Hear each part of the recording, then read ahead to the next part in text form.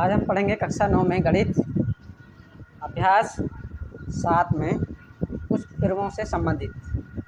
पहला इसमें सर्वांग समता। तो सर्वांग समता किसे कहते हैं? सर्वांग समता। सर्वांग समता का अर्थ क्या है? सर्वांग समता का अर्थ है सभी अंगों में समानता।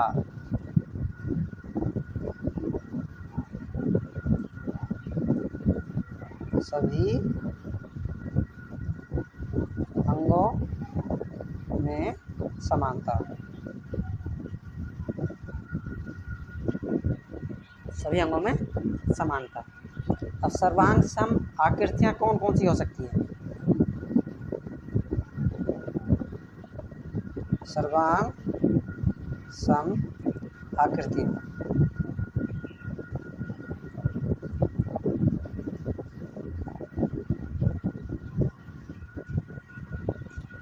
सर्वांग सम आकृतियाँ कौन कौन सी होंगी? वे सभी आकृतियाँ जिनके समान आकार और समान माप। वे सभी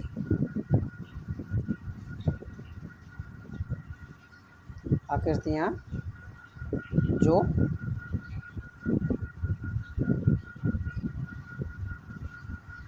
आकार में समान हो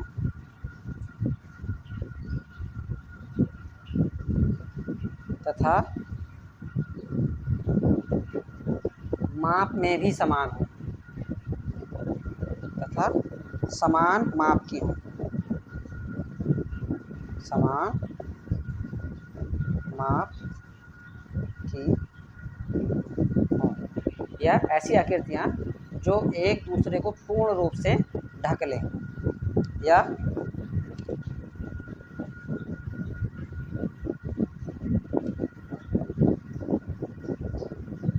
वे सभी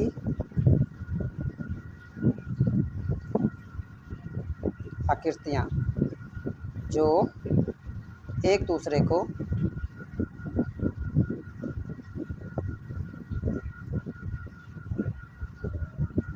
पूर्णतः या पूरी तरह से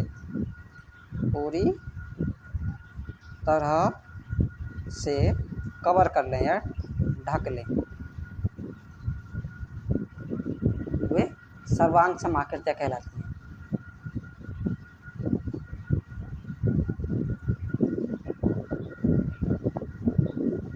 सर्वांग सम आकृतियाँ कहलाती हैं।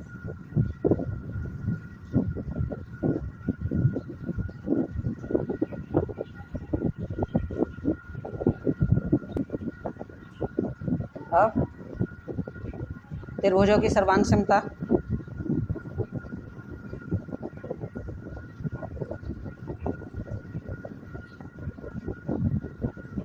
त्रिभुजों की सर्वांग समता। सर्वांग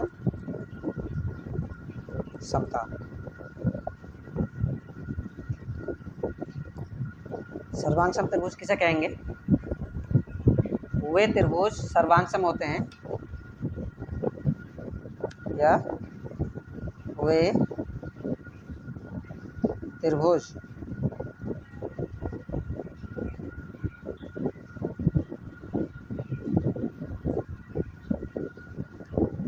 सर्वांग सम होते हैं जिनकी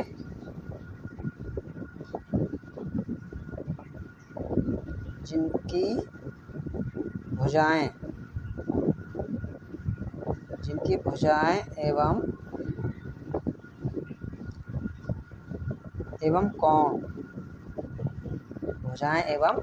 कोण दूसरे त्रिभुज की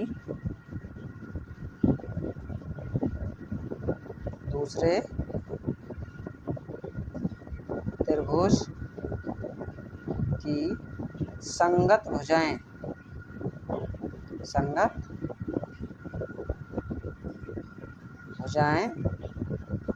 एवं संगत कोण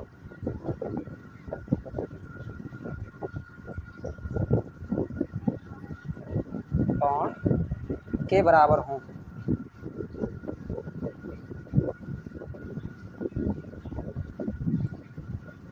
यानी कि माना कि दो त्रिभुज ले लें,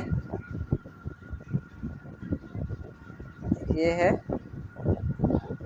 एक ये, इसे मान लो ABC, P Q R A B C, ये मान लिए। संगत भुजा कौन सी होंगी? जैसे PQ है तो इस भुजा के बराबर कौन सी भुजा होनी चाहिए? इधर की ही ABC। तो ये एक दूसरे के संगत हैं। ये इस साइड में, ये भी इस साइड में है। ये इस साइड में है PR, तो PR किसके बराबर होनी चाहिए? AC के। ये वाली भुजा किसके बराबर होनी चाहिए? इसकी। और नीचे QR है, QR किसके बराबर होनी चाहिए? BC के। तो ये संगत भुजाएं हो गई। कोण कौन सी हो गया? कोण P किसके बराबर होना चाहिए? कोण A के। ये संगत कोण है। कोण Q, इधर का कोण है तो ये कोण P है, यानी कि BQ किसके बराबर होना चाहिए? B के। और R किसके बराबर होना चाहिए? C के। ये संगत कोण हो गए, ये आपस में बराबर होने चाहिए। यानी कि क्या क्या बराबर होना चाहिए? कोण P किसके बराबर होना चाहिए? कोण A के। कोण A के। कोण Q किसके बराबर होना चाहिए? कोण Q बराबर होना चाहिए कोण B के। कोण B के। कोण R किसके बराबर होना चाहिए? कोण C के। कोण C के बराबर होना चाहिए। और भुजाओं में PQ बराबर होना चाहिए किसके? AB के। ये संगत भुजा हो गई, ये इसके बराबर होनी चाहिए। PR किसके बराबर होनी चाहिए?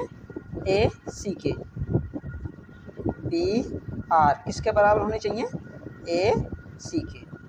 QR किसके बराबर होने चाहिए? BC के। QR बराबर होने चाहिए BC के। अगर ये आपस में बराबर हैं तो त्रिभुज कैसे हो जाएंगे? सर्वांगसम। अतः त्रिभुज कैसे हो जाएंगे? ये सर्वांगसम। त्रिभुज PQR सर्वांगसम का ये निशान। त्रिभुज ABC ये जरूर ध्यान रखेंगे कि P ऊपर है तो P ऊपर, इसको यहाँ से पढ़ लें PQR तो इसको भी यहीं से पढ़ेंगे ABC। ऐसा नहीं है कि PQR इसको फिर यहाँ से पढ़ें BCA, तब ये सर्वांगसम नहीं होंगे।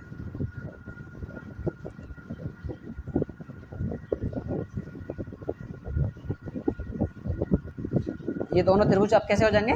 सर्वांगसम हो जाएंगे। अब इसके कुछ नियम हैं। तो नियम नंबर एक है, पहले लिख लें इसमें, सर्वांग समता के नियम।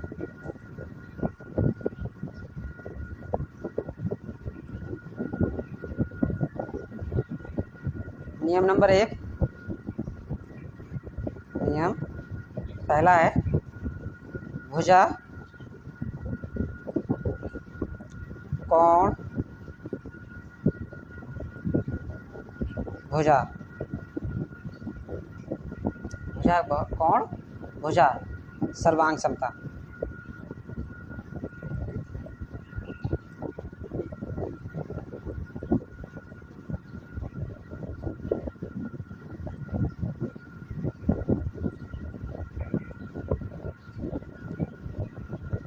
अब इसके लिए दो त्रिभुज चाहिए, एक त्रिभुज ये, दूसरा ये, ABC, इसे मान लो PQR।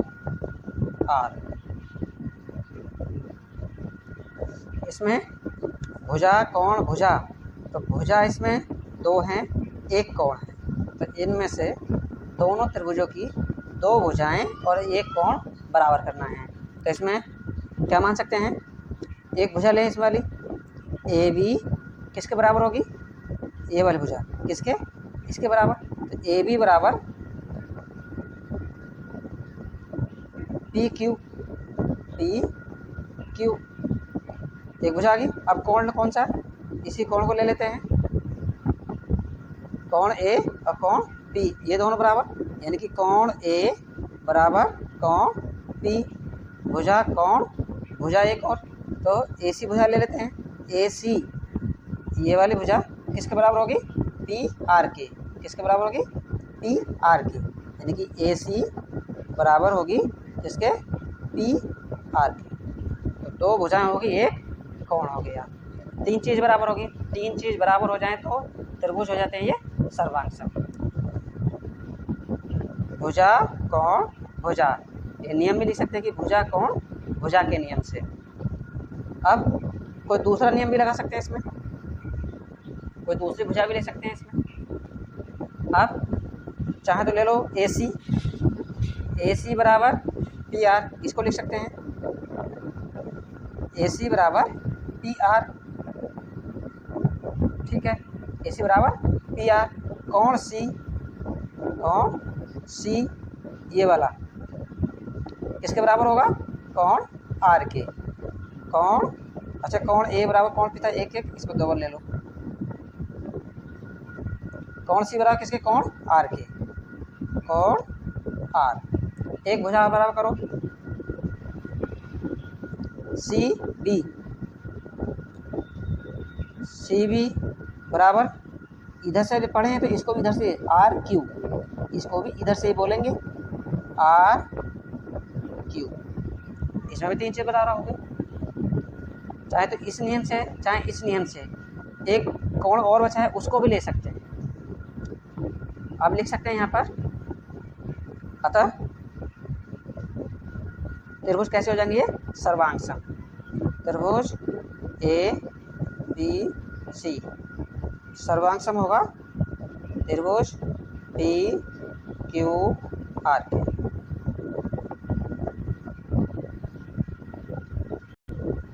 तो इससे हिंदी में लिख सकते हैं क्या, इससे पहले वाले में A B P Q, A B और पी क्यू, दूसरी भुजा कौन सी है, A C P R, P R, यानी कि ये दोनों भुजाएं और ये दोनों भुजाएं, और इनके अंतर्गत कोण, देखो इन दोनों भुजाओं के अंतर्गत कोण ये बनना है, इनके अंतर्गत कोण ये पी बना है इसमें, तो ये कोण क्या हो, बराबर होता है। इसमें हिंदी में क्या लिख सकते हैं, दो त्रिभुज सर्वांग सम होते हैं, सर्वांग सम होते हैं यदि किसी त्रिभुज की दो भुजाएं, किसी त्रिभुज की दो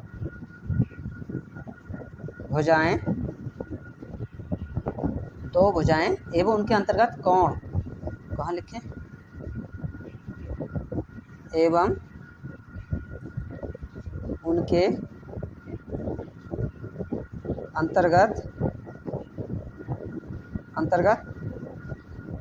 कोण दूसरे त्रिभुज के दो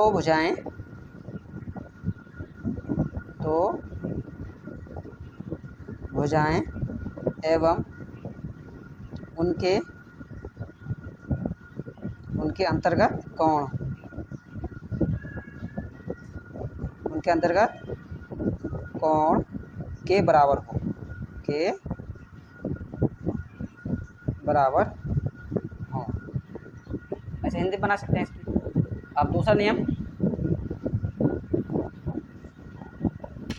दूसरा है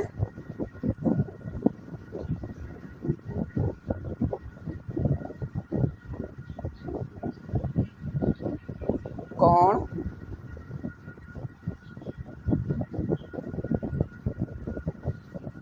भुजा कोण, आपके दो कोण होंगे एक भुजा होगी।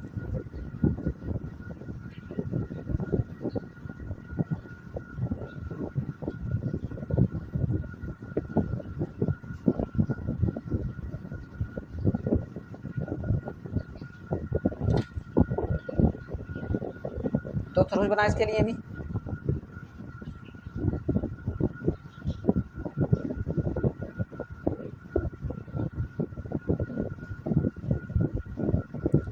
ए B C P Q are.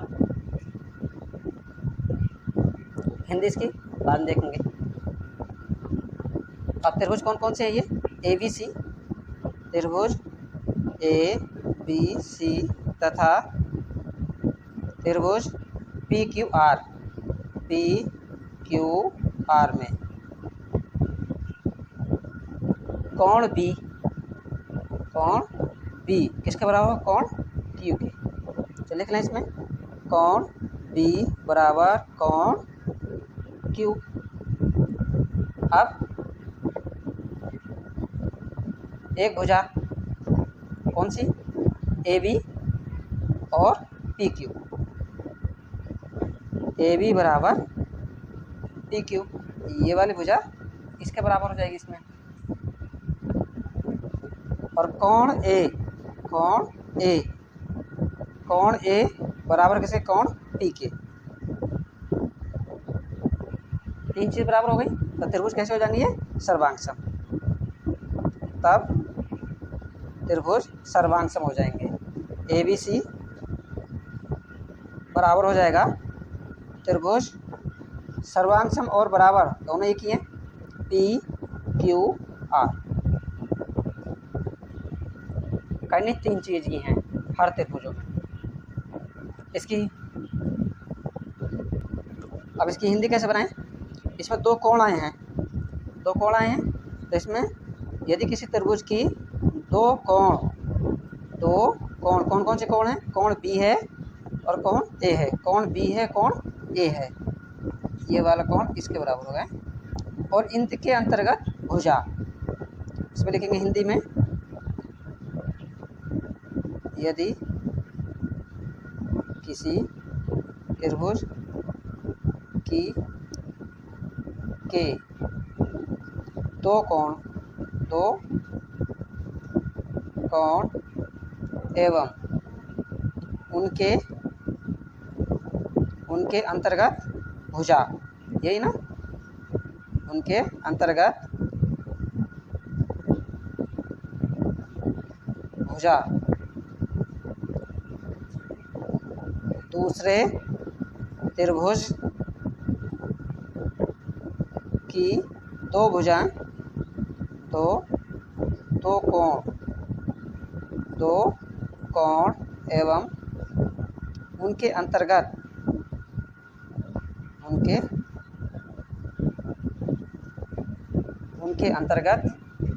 भुजा के बराबर हो,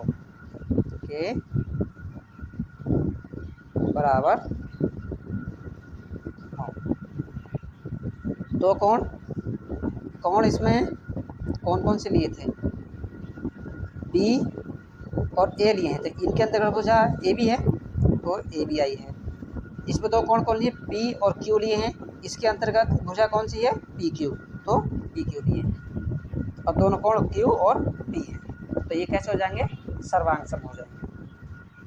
ये आंसर हो जाएगा।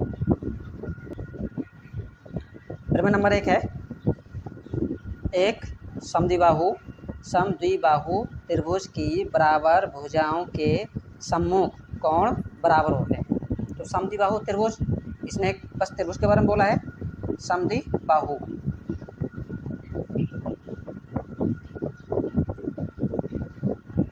त्रिभुज बोला है, माना ये त्रिभुज ए बी सी है। तो इसमें लिखेंगे दिया है या ज्ञात है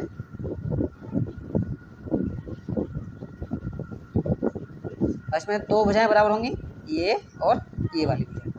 जब तो समद्विबाहु होंगी, समद्वि का मतलब, सम का मतलब समान, द्वि का मतलब दो, बाहु का मतलब भुजाएं, यानी कि ऐसा त्रिभुज जिसकी दो भुजाएं समान हो, इसे क्या कहते हैं?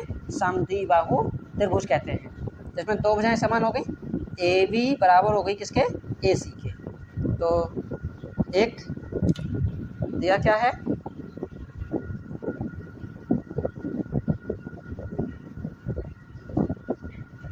दिया है एक समद्विबाहु त्रिभुज ए बी सी, ये दिया है, जिसमें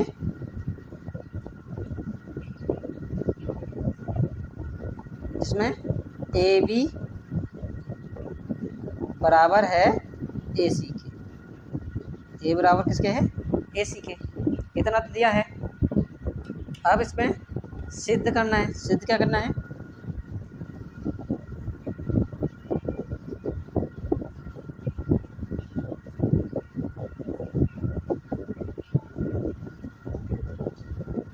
क्या सिद्ध करना है? सिद्ध करना कि सम्मुख कोण बराबर होते हैं। सम्मुख कोण का मतलब एक ये वाला कोण, इसके बराबर सिद्ध करना है। सिद्ध करना है कोण बी बराबर कोण सी के, ये सिद्ध करना है। अब इसमें क्या करेंगे, पहले एक रचना कर लेते हैं। रचना में क्या करेंगे, जो ये कोण है ये वाला, इसका समद्विभाजक खींच लेते हैं। समद्विभाजक का मतलब ए को समान दो भागों में खींचती हुई एक रेखा, इसे मान लें डी। अब इसमें दो त्रिभुज बन गए, एक ए बी डी, दूसरा त्रिभुज ए सी डी, दो त्रिभुज बन गए। अगर इन दोनों त्रिभुजों को हम सर्वांग समसिद्ध कर लें तो ये वाला कोण यानी कोण बी बराबर हो जाएगा कोण सी के। तो सर्वांग सम करने के लिए क्या करना पड़ेगा, किसी एक त्रिभुज की तीन चीज़ें दूसरे त्रिभुजों की तीन चीज़ के बराबर हो जाएं। अब देखते हैं इसमें रचना में क्या करेंगे। कोण ए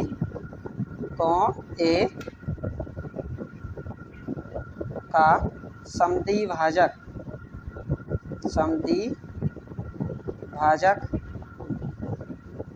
ए डी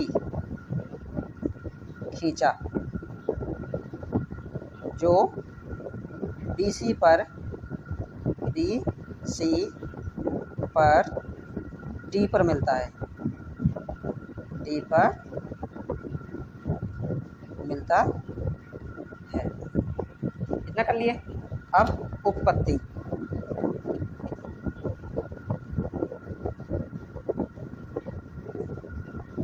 उपपत्ति में दो त्रिभुज लोग कौन कौन से, ए बी डी,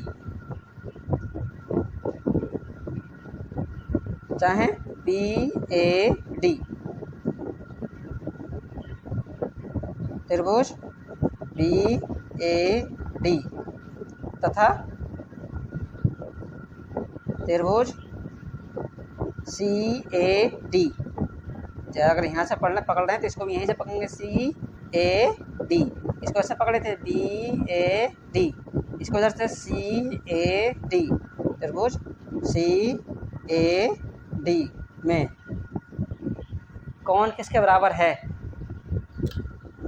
अब इसमें देखो, इसे कहे थे कि ये कोण ए का समद्विभाजक है। ये अगर समद्विभाजक है तो ये वाला कोण इधर का इसके बराबर होगा, तो इसको लिखेंगे कोण बी ए डी, कोण बी ए डी बराबर होगा सी ए डी के, कोण सी ए डी के। इतना बराबर होगा इसमें, किससे? क्योंकि ये रचना की थी तो रचना से लिखेंगे, रचना से। और इसने पहले ही दे रखा है ए बी बराबर ए सी, तो ए बी इस त्रिभुज में है और ए सी इस त्रिभुज में है, तो ये दोनों बराबर हैं। ए बी बराबर है ए सी के, क्यों?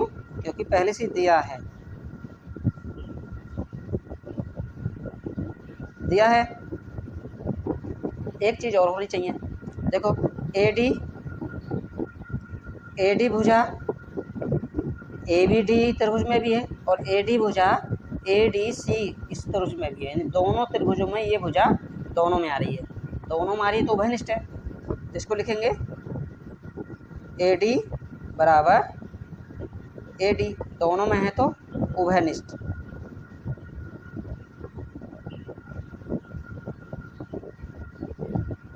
उभयनिष्ठ है। अब त्रिभुज, तीन चीज़ें बराबर हो गई तो त्रिभुज कैसे हो गए? सर्वांग सम। त्रिभुज कौन कौन से सर्वांग सम हो गए?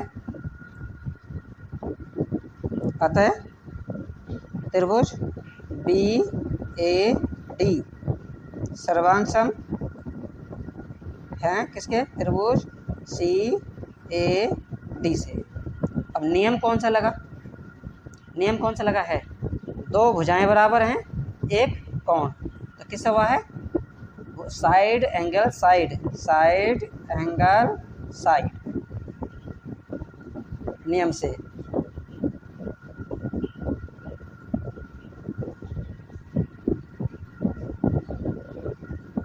और जब त्रिभुज सर्वांग हो गए तो अब एक त्रिभुज की संगत भुजाएं दूसरे त्रिभुज की संगत भुजा के बराबर होगी और संगत कोण के बराबर होंगे।